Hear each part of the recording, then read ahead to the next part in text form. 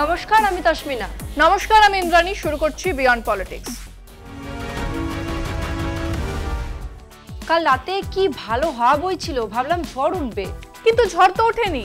হ্যাঁ, আমার ঝড় দেখতে না খুব ভালো লাগে। কিন্তু ঝড়ে যে গাছপালা উপড়ে যায়, গরিব মানুষের বাড়ি ভেঙে যায়, পশু পাখিদের বাড়িও ভেঙে যায়, তার বেলা সেরকম ভাবে কখনোই ভেবে দেখিনি। ঠিকই, আমি তো শহরের পাকা বাড়িতে থাকি। না, আসলে তোর দোষ না। ঘরের ভেতর থেকে ঝড়ের দাপট কতটা ভয়ানক হতে পারে সেটা বুঝতে পারা যায় না। যেমন আমরা এখন বুঝতে পারছি না, কিন্তু ঝড় হচ্ছে। এখন ঝড় হচ্ছে? যা, তুমি যে কি বলো। হচ্ছে ঝড় হচ্ছে, গোটা দেশ জুড়ে ঝড় হচ্ছে। অনেক কিছু উপড়ে ভেঙে পড়েও যাচ্ছে, কিন্তু আমরা বুঝতে পারছি না। কি যা তা বলছো তুমি? কিসের ঝড়? কি বা উপড়ে যাচ্ছে? দেশের অর্থনীতি, মধ্যবিত্তের স্বপ্ন, ভালোভাবে বেঁচে থাকার ইচ্ছা, সব ভেঙে চুরে যাচ্ছে। মানে কোনো নতুন খবর দেবে নাকি? খবরটা ঠিক নতুন নয়, এসব চলছে বহুদিন ধরে। জিনিসপত্রের দাম যেভাবে বেড়েছে, মানুষের মাইনে সেভাবে বাড়েনি। তার উপর লোনের চাপ। একটা নতুন চাকরি এসেছে বাজারে, জানিস? কি চাকরি? Loan recovery agent. খবরের কাগজে বিজ্ঞাপন বেরোচ্ছে। হাট্টাগোট্টা হলে শুধু উচ্চ মাধ্যমিক পাশ করলেই চাকরি পাকা। বাহ, তাই এই চাকরিতে কি করতে হয়? লোনের সুদ আদায় করতে হয় বাড়ি বাড়ি গিয়ে। যাদের মাইনে নেই, সুদ দিতে পারছে না, তাদের থেকে সুদ আদায় করাই কাজ। বাবা, জোর জুলুম করে নাকি? কখনো করে, কখনো না করে। কিন্তু মজার কথা হলো, আচ্ছে দিনে বাকিদের চাকরি না থাকুক, এক শ্রেণী চাকরি পাচ্ছে। সত্যি বড়ই অদ্ভুত আচ্ছে দিন। আরো আচ্ছে দিনের গল্প শুনবি? এই দেখ। আজকের দিনে ভারতের মধ্যবিত্ত জীবন যেন দম বন্ধ করা এক অসীম দৌড়। মাসের শুরুতেই ভাড়া, ইলেকট্রিক বিল, পেট্রোল, স্কুল ফিজ সব একসঙ্গে এসে হাজির। আর মাসের শেষে হাতে থাকছে না কোনো সঞ্চয়।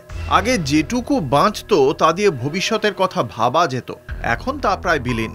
গত কয়েক বছরে জিনিসপত্রের দাম গড়ে 6% হারে বেড়েছে, কিন্তু অনেক চাকরির ক্ষেত্রে বেতন বেড়েছে মাত্র 3 থেকে 4% হারে। তার মানে মাসের শেষে টাকা হাতে থাকলেও তা দিয়ে আগের মতো কিছু কেনা যাচ্ছে না। এইভাবে মানুষ খাটছে আগের থেকেও বেশি, অথচ পাওনাটা আগের থেকেও কম। ঘর কিনতে চাইছেন? হোম লোনের ইএমআই এখন আকাশ ছোঁয়া। ভাড়া বাড়ির ভাড়া ছুঁয়েছে রেকর্ড। এমনকি ছোট শহরেও 1 BHK ঘরের ভাড়া এখন অনেকের সামর্থ্যের বাইরে। সন্তানকে ভালো স্কুলে দিতে চাইছেন? আজকাল শুধু অ্যাক্টিভিটি ফিতেই অনেকের অর্ধেক বেতন খরচ হয়ে যায়। স্বপ্ন আছে, কিন্তু সেখানে পৌঁছতে দরকার এখন বেশি টাকা, বেশি ঝুঁকি। আজ মধ্যবিত্তদের বলা হচ্ছে, নিজের ইন্স্যুরেন্স কেন, নিজের রিটায়ারমেন্ট প্ল্যান করো। টাকা কোথায় রাখবে, কিভাবে ইনভেস্ট করবে, সব নিজের মাথা খাটিয়ে বুঝে নাও। কিন্তু এই জটিল বিষয়গুলো নিয়ে সহজভাবে শেখার সুযোগ কই? রিওয়ার্ড পয়েন্ট, ডিসকাউন্ট, লাউঞ্জ সুবিধা, আরও সহজ ঋণের হাত ধরে দেশে বেড়েছে ক্রেডিট কার্ডের ব্যবহার। কিন্তু এই বাড়বাড়ন্তের আড়ালে দানা বাঁধছে ঋণ খেলাপের গুরুতর সমস্যা।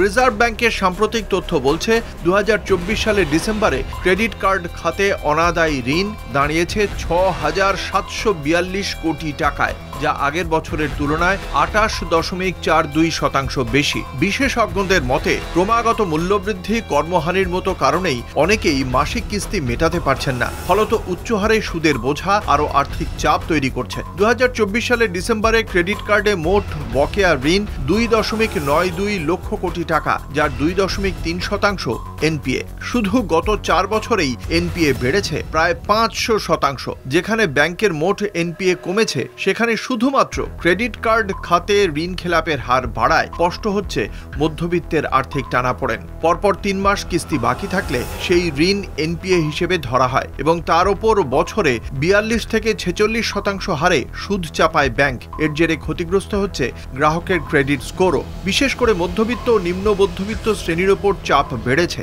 বেকারত্ব উচ্চতম স্তরে পৌঁছেছে। নোটবন্দি ও জিএসটির মতো সিদ্ধান্তগুলি ছোট ব্যবসায়ীদের মাথা ব্যথার কারণ হয়েছে, আর মূল্যস্ফীতি সাধারণ মানুষের ক্রয় ক্ষমতাকে ধ্বংস করেছে। সরকারের পক্ষ থেকে বারবার উন্নয়ন ও আত্মনির্ভরতার কথা বলা হলেও বাস্তবে নীতিগত পরিকল্পনার ঘাটতি ও মাটির কাছাকাছি বাস্তবতা বোঝার অভাব আজ স্পষ্ট। বাপরে, এ তো জলে কুমির ডাঙায় বাঘ। একদমই। লোন ছাড়া চলবে না, আর লোন নিলে শোধ দিতে পারবে না। কিন্তু লোন ছাড়া চলবে না কেন? আরে মানুষকে থাকতে গেলেও এখন যে পরিমাণ লোন নিতে হবে তা বলার নয়। আরে বাড়িতে থাকবে তার জন্য লোন কেন? বোঝাচ্ছি। ধর তুই একটা চাকরি পেলি, কোনো বড় শহরে, মুম্বাই, ব্যাঙ্গালোর, হায়দ্রাবাদের মতো শহরে গেলি, সেখানে বাড়ি ভাড়াতে যে টাকা যাবে তার জন্য এখন লোন নিতে হতে পারে। বাড়ি ভাড়ার জন্য লোন? বাড়ি কেনার জন্য লোন নাই শুনেছি। হ্যাঁ রে, ভাড়ার জন্য হতে পারে। মুম্বাই ছেড়ে দে, গুরগাঁওয়ের মতো শহরে মাসিক ঘর ভাড়া 50 থেকে 60,000 টাকা পেরিয়ে যাচ্ছে। বলছো কি? তাহলে মানুষ থাকবে কি করে?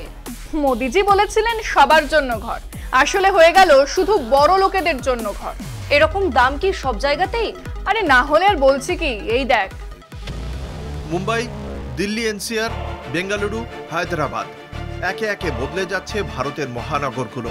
ঝকঝকে বিল্ডিং, কাঁচের অট্টালিকা, বিলাসবহুল অ্যাপার্টমেন্ট, নির্মাণের উৎসব চলছে জোর কদমে। কিন্তু প্রশ্ন হলো, এই উন্নয়ন কাদের জন্য? যেখানে শহরগুলোতে রিয়েল এস্টেট নির্মাণ দ্বিগুণ হয়েছে 2023 থেকে 2025-এর মধ্যে, সেখানে সাধারণ মধ্যবিত্ত নাগরিকদের জন্য ভাড়ার ঘর পাওয়া যেন মরুভূমিতে জল খোঁজার মতো কঠিন হয়ে উঠেছে। নতুন ফ্ল্যাট তৈরি হচ্ছে ঠিকই, কিন্তু সেগুলোর বেশিরভাগই তৈরি হচ্ছে ধনকুবের বিনিয়োগকারী, এনআরআই কিংবা কর্পোরেট পেশাজীবীদের কথা ভেবে। বসবাস নয়, মূল লক্ষ্য বিনিয়োগ, আর এর মূল্য চোকাতে হচ্ছে সাধারণ ভাড়াটেদের। সাধারণভাবে দেখা যায় বাজারে যোগান বাড়লে দাম কমে, কিন্তু শহরের ভাড়া বাজারে এই সূত্র কাজ করছে না।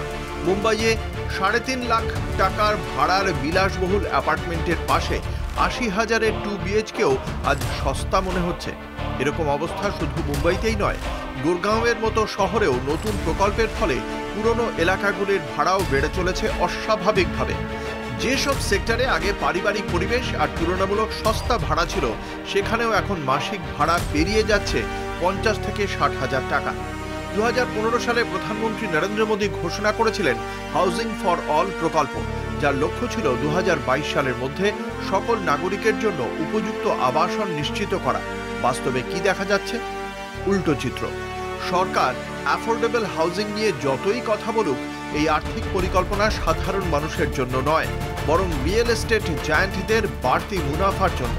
যেখানে মাথা গোঁজার ঠাঁই পাওয়ার কথা ছিল মধ্যবিত্ত পরিবারের, সেখানে আজ তারা বেছে নিচ্ছে দুর্বল পরিকাঠামো, অপ্রতুল পরিষেবা, এমনকি দূরবর্তী লোকেশনে ঘর, শুধুমাত্র খরচ বাঁচাতে। শহরের কেন্দ্র বা গুরুত্বপূর্ণ জায়গাগুলিতে থাকা এখন কার্যত অসম্ভব হয়ে পড়েছে। বিশেষজ্ঞদের মতে এই বিলাসবহুল উন্নয়ন শহরের ভাড়ার বাজারে এক ধরনের ডমিনো প্রভাব তৈরি করছে। শহরের আকাশ ছোঁয়া ভাড়া এখন শুধু এক আর্থিক বোঝা নয়, এটা একটা সামাজিক ব্যর্থতা, এবং এই ব্যর্থতার অন্যতম মূল কারণ মোদী সরকারের পক্ষপাত দুষ্ট আবাসন নীতি। নতুন ভারত গড়তে গিয়ে যদি শুধু ধনীদেরই গুরুত্ব দেওয়া হয়, তবে তার ভিত্তি গড়ে উঠবে মধ্যবিত্তের ক্ষয়ে যাওয়া স্বপ্নের ওপর। এই তবে আজকে দিন এই অবস্থা? আরে এটা তো হওয়ারই ছিল, আর এটার জন্যই তো এত কিছু। এত কিছু? কোন সব কিছু? এই যে ধর্ম খেলা, জমি ধরে টান, কথায় কথায় রামের নাম, বিদ্বেষ ছড়ানোর খেলা, এসবই তো চোখ ঘোরানোর জন্যই। একদমই তাই। মানুষ খেতে না পারলে, থাকতে না পারলে শুধু ধর্ম নিয়ে কি করবে? ওই যে কাঁথির খোকাবাবু বলেছিলেন ভাতের আগে জাতের কথা ভাবতে, অথচ স্বামী বিবেকানন্দ কি বলেছিলেন জানিস? কি বলেছিলেন? খালি পেটে ধর্ম হয় না, ক্ষুধার্ত জনগণকে ধর্ম নিয়ে উপদেশ দেওয়া অবমাননা কর। তাহলেই ভাব, এই শুভেন্দু অধিকারী নাকি আবার হিন্দু সনাতনীদের নিয়ে কথা বলেন। সত্যিই গো। চলো আজ এখানেই শেষ করি। তাই বিয়ন্ড পলিটিক্স আজকের মতো এই পর্যন্তই। দেখতে থাকুন কলকাতা টিভি, রাত 3, 7 দিন।